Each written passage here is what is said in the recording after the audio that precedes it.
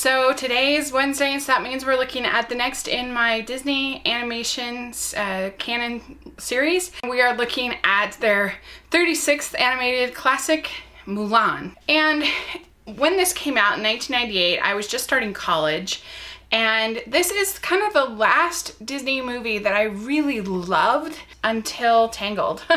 I liked Tarzan, and I liked The Emperor's New Groove, and yeah, then there was a pretty big gap where I pretty much only liked Pixar films. I've grown to respect a lot of the films in that era, in that post-Renaissance era since then, but as far as at the time, Mulan was one that I really held up on kind of a pedestal because to me it was sort of the last of the great Disney films for a long, long time. And you know, as an adult, I still really like it. I still find it very entertaining.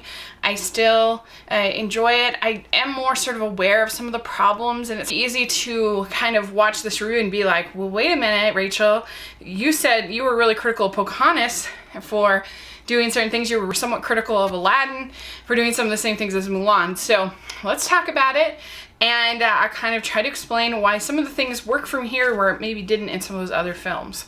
Even though I certainly like Aladdin very much. Listen to my review of Pocahontas. I say in there, the historical inaccuracies don't necessarily bother me in a film. They just bother me in a bad movie. And my problem with Pocahontas is that I didn't like her as a character. I didn't find her, I didn't have empathy for her. I didn't like that she didn't listen to anybody. And I just didn't care about their romance. I thought that she was very preachy to people, and so all those things made the historical inaccuracies more bothersome to me. But with Mulan, it's kind of different because I really like Mulan as a character. I do see growth in her as a character. I do see subtleties to her as a character. I think that she is somebody who's very sincere. I think that she has really good sort of motivations for everything that she's doing. She's trying to help her father. I have Mulan as this, she is this legend in China. I'm not an expert on Chinese history or lore, but my understanding is that it actually is pretty accurate as far as the base story of Fa Mulan was a woman in the, I think the 5th century AD, I think is what I read. She did dress up as a man because her father was ill, and so they changed it to an injury here, that he has this broken leg, and so she hides, but I guess in the real story, she actually doesn't get caught. Obviously, where there are culturally insensitive moments in the film, you have the ancestors that are portrayed in this very kind of silly light when it is something that was very reverential and beautiful to that culture.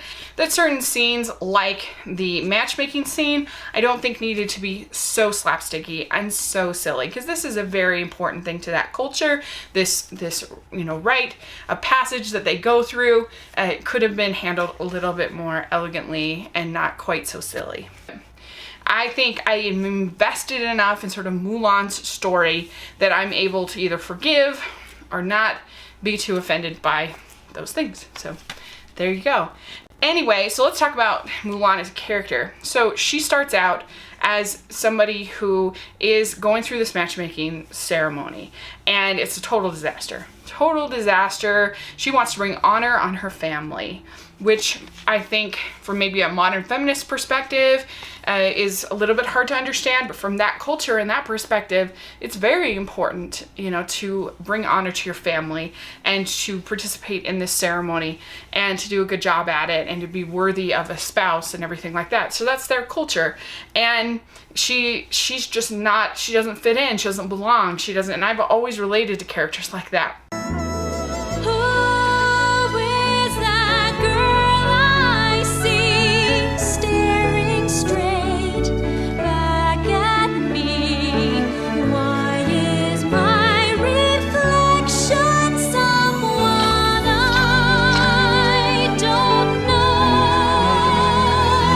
Not too long after, then her father gets basically drafted for the army. There is this villain named Shan Yu who is attacking China with his armies, the Huns. And he's supposed to be kind of like a Genghis Khan type character, is what I gather. And so Shan Yu is a boring villain. There's just not a whole lot to him. You don't ever get like a villain song, or you don't ever get any sort of idea of his strategy or his motivations. Interesting, because one of my friends on my blog, she suggested that he's actually not really the villain, Shan Yu, because she said that actually the whole entire military is the villain in this case, that this is basically a war movie, and that Shan and the whole army are the villain. They are willing to take this to a dark place. So I think there's an argument to be made for it being a war movie, because when they come across the burned village, I mean, that it is pretty brutal for a Disney film. I mean, everything is destroyed. She finds the doll there, and you know, it's pretty quite a bit of carnage. Captain Lee loses his father in that, and so that's pretty intense. So I think that that's an interesting argument to be made in defense of the villain of this film. Anyway, so Mulan sees that her father is going to join the army, and she can't do this. She thinks it's going to kill him to be in the army because he already can't walk. He already can't do it. And so she sneaks into the room. There's this whole montage called Mulan's Decision, where she cuts her hair, and the music in here is great. It's just so well done by Jerry Goldsmith, and you just get a sense of this girl becoming a woman. And it's so interesting because at the same time she's becoming a woman, she's, by making this choice to replace her father, she's also becoming a man. So then the next portion of the movie is all about the training, and we get Captain Lee, who is training Mulan and all these other soldiers, and they sing "I'll Make a Man Out of You," which is interesting, and I love the song. There's a lot of interesting sort of messages about what Disney thinks is manhood and what Disney thinks is feminine in this movie. Because the kind of things that Mulan does when she's pretending to be a man, and the kind of things that are sort of, I don't know, like in this song, you know, that men are like a roaring river, and men are this strong, kind of thing. You must be swift as the coursing river, with all the force of a great typhoon, with all the strength of a raging fire, mysterious as the dark side of the moon. And the bathing scene, I think, is really interesting, that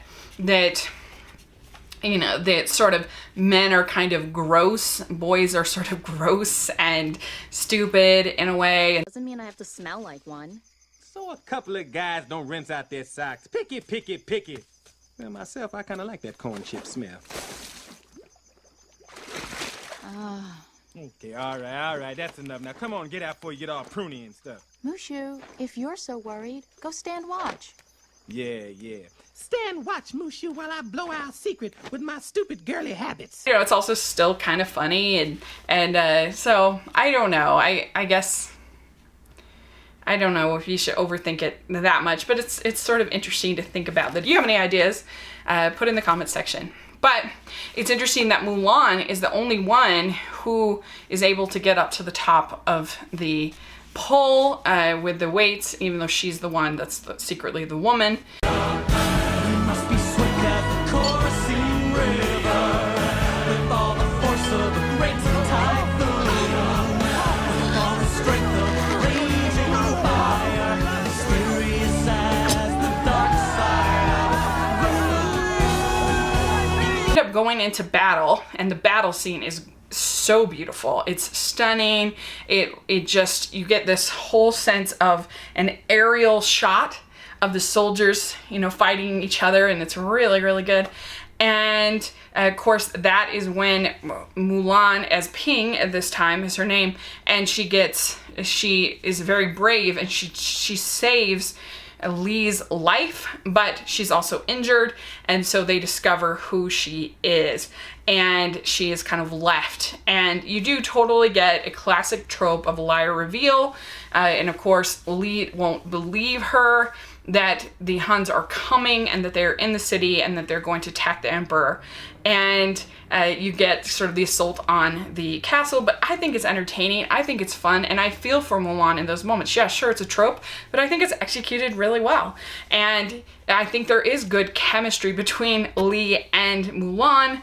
He's one of my favorite Disney princes. I think that, or Disney men, I guess you should say.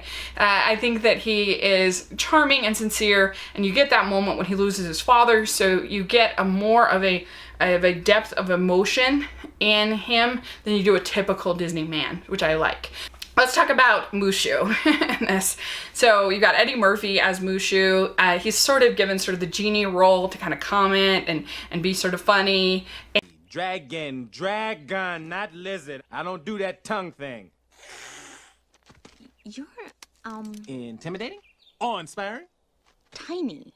Of course. I'm travel size for your convenience. If I was my real size, your cow here would die of fright. Down, Bessie.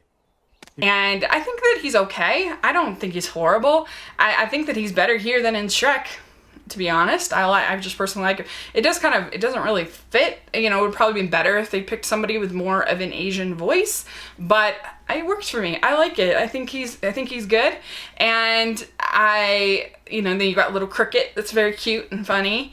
And yeah, and so it ends up being that, of course, Mulan sort of saves the day, and she's honored by the emperor, and she's able to go home and show her father that she has been an honor and she hasn't disgraced the Pho name. And so, it's a real nice ending. Of course, you get Lee coming back, at the end, which is funny and sweet. I really like the artistry of this film. There's definitely a watercolor look. It looks like it was inspired by some of the Chinese artwork. It says something without it being preachy, and it gives you sort of things to think about without necessarily saying they don't just have sort of a battle woman, a warrior woman like you see so often in movies now. Mulan's not like that. I mean, she is feminine, but she's also trying to be masculine. And so I think, and it's not like all this stuff is just easy for her. It's still hard. And so I think that she's just a really well-rounded, good character that I like. And I like following her journey, and I like the music, and I like the artistry. And I do think that it is funny enough. And so all those reasons, I give Mulan an A-, because that's how much I love watching it, but I recognize some of the flaws, and so I'm torn between an A- and a B+, but in the end I have to go with my heart and the thing that I like the most and that just sort of rings true and I respond to the most. Let me know what you think about Mulan and put in the comments section, and thanks so much. Please subscribe to my channel, and I'll talk to you later. Bye!